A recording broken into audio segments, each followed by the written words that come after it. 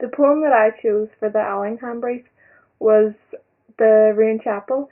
I chose this because as soon as I read the poem, I immediately had a location in mind, so it just kind of stood out to me. Since I had a location in mind from the start and all the filming was centered around the location, most of my actual thought and my actual work went into the layout of the actual text overlays and the actual sound files, because it was more I wanted the sound to betray what the actual poem was about, because the poem was kind of about the demise of the Catholic Church, and I kind of wanted to show that through the sounds changing from nature to the chapel and how the abbey itself has reverted back to nature. First thing I did was I put all my shots together in Final Cut and exported them out, so the film was more or less made. And then I imported the film under After Effects along with the text overlays that I created in Illustrator, and then started placing the text overlays in the places which I planned them to be.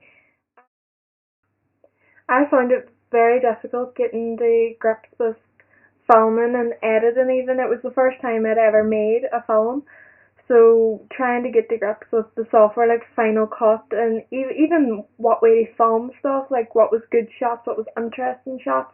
I tried to get like as many different things as possible, and I do think that shows in the video.